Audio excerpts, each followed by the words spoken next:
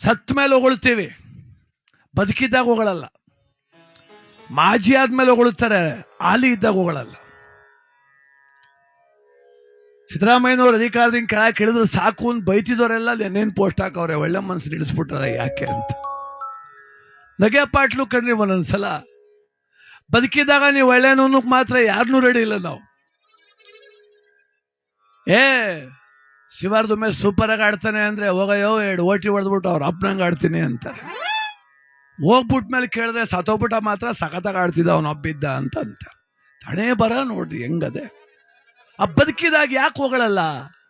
ಒಳ್ಳೆ ಕೆಲಸ ಮಾಡಿದವ್ರು ಯಾಕೆ ಪ್ರಶಂಸೆ ಮಾಡಲ್ಲ? ಯಾವತ್ತು ನಾವು ಒಬ್ಬ ವ್ಯಕ್ತಿ ಇದ್ದಾಗ, ಬದುಕಿದ್ದಾಗ ಅವನ ಒಳ್ಳೆ ಕೆಲಸವನ್ನು ಒಪ್ಪಿ ಪ್ರಶಂಸೆ ಮಾಡ್ತೀವೋ ಅವತ್ತು ರೀ ನಾವು ಶ್ರೇಷ್ಠ ಆಗೋದು.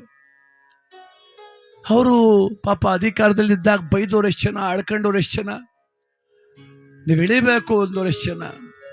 ಇವತ್ತು ಅಯ್ಯೋ ಎಂಥ ಮತ್ಸದಿಗಳು, ಪ್ರಜ್ಞಾವಂತರು, ಸಿದ್ಧಾಂತ ಉಳ್ಳವರು. ನಗೆ ಪಾಟ್ಲು. ಹೌದಪ್ಪ, ಅವತ್ತು ಬೇಡ ಅಂದವ್ರು ಇವತ್ತು ಬೇಡ ಅಂತಿದ್ದಾರೆ, ಅವರು ಒಪ್ಕೊಳ್ಳುವ. ಇಲ್ಲ ಅವರೇ ಇರಬೇಕಿತ್ತು ಅಂತ ಅವತ್ತು ಅಂತಿದ್ರು, ಇವತ್ತು ಅವರೇ ಇರಬೇಕಿತ್ತು ಅಂತ ಕಣ್ಣೀರು ಹಾಕ್ತಾರೆ ಭಾಳ ಜನ, ಅವ್ರನ್ನೂ ಒಪ್ಕೊಳ್ಳುವ.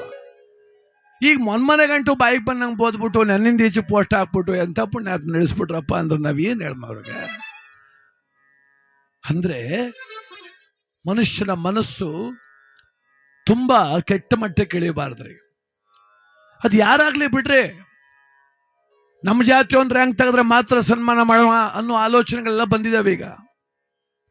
ನನ್ನ ಗ್ರಾಮದ ಯಾವುದೇ ಜಾತಿ ಧರ್ಮ ಮೀರಿ ಒಂದು ಹುಡುಗ ರ್ಯಾಂಕ್ ಬಂದವನೇ, ಒಂದು ಒಳ್ಳೆ ಹುದ್ದೆ ಗಳಿಸವನೇ ಅಂದ್ರೆ ಅವ್ನ ಮನೆ ಬಾಗ್ಲಿಗೆ ಹೋಗಿ ಒಂದು ಮಣಿಯಾರ ಹಾಕಿ, ಒಂದು 50 ರೂಪಾಯಿ ಶಾಲ್ ಹಾಕಿ, ಕಂದ ನಮ್ಮೂರ್ ಕೀರ್ತಿ ಉಳಿಸ್ತೆ ಕಣೋ ಅಂತ ಬೆಂತಟ್ಬಿಟ್ರೆ ಗೌರವ ಹೆಚ್ಚದ ಆ ಹುಡುಗಂದಲ್ಲ ರೀ, ಯಾರು ಬೆಂತಟ್ಟಿದ್ರು ಅವ್ರದ್ದು. ಅದಕ್ಕೆ ಮನಸ್ಸು ತುಂಬಾ ಕೆಡಬಾರ್ದು. ಬದುಕಿದ್ದಾಗ ಯಾರ ಒಳ್ಳೆ ಕೆಲಸ ಮಾಡ್ರೆ ಪ್ರಶಂಸೆ ಮಾಡಮ್ಮ. ಅಧಿಕಾರದಿದ್ದಾಗ ಒಳ್ಳೇದು ಮಾಡಿದವ್ರನ್ನ ಹೊಗಳುವ. ನಮ್ಮವರೇ ಆಗಲಿ ಯಾರೇ ಆಗಲಿ ಕೆಟ್ಟದ್ದು ಮಾಡಿದ್ರೆ ತೆಗಳಕ್ಕೆ ಮಾತ್ರ ಯಾವತ್ತೂ ಇಂಜುರಿ ಬಾರ್ದ್ರಿ. ನಮ್ಮವ್ರು ಮಾಡೋದೆಲ್ಲ ಸರಿ, ಬೇರೆಯವ್ರು ಮಾಡೋದೆಲ್ಲ ಕೆಟ್ಟದ್ದು. ಅವನ ಎಂಥವನಾರ ಆಗಲಿ ನಮ್ಮವನೇ ಮಾತ್ರ ಇರಬೇಕು. ಈಗ ತನ ಬಿಟ್ಟು ನಮ್ಮವ್ರಿಗೊಂದು ಅರ್ಹತೆ ಇದೆ ಸಾರ್, ಬೇಕಲ್ವಾ ಅನ್ನೋದು ತೊಂದರೆ ಇಲ್ಲ. ಆದ್ರೆ ಅವ್ನು ಹೆಂಗಾರ ಹಾಳಾಗೋಗಿರ್ಲಿ ನಮ್ಮವರೇ ಇರಬೇಕು ಅನ್ನುವಂಥ ಕೆಟ್ಟ ಮನಸ್ಥಿತಿ ಯಾವಾಗ ದೂರ ಆಗ್ತದೋ ಈ ಸಮಾಜದ ಸ್ಥಿತಿ ಸುಧಾರಿಸ್ಲಿಕ್ಕೆ ಸಾಧ್ಯ. ಆದ್ರಿಂದ ನಮ್ಮ ಮನಸ್ಸುಗಳನ್ನ ಸ್ವಲ್ಪ ಪರಿವರ್ತನೆ ಮಾಡ್ಕೊಳ್ಳೋಣ ಬಂಧುಗಳೇ. ಕಲಿಯುಗ ಇದು, ನಿತ್ಯ ಪಾಠ. ಕಲಿ ಕಲಿ ಕಲಿ, ನಿತ್ಯ ಕಲಿ.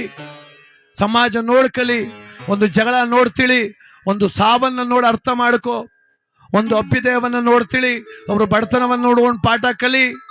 ಕಲಿತಾನೇ ಇರುವ, ಕಲಿಯೋಣ, ಸುಸಂಸ್ಕೃತರಾಗೋಣ, ಸಹಜೀವಿಗಳಾಗೋಣ, ಸದ್ಭಾವನೆ ಉಳ್ಳವರಾಗೋಣ.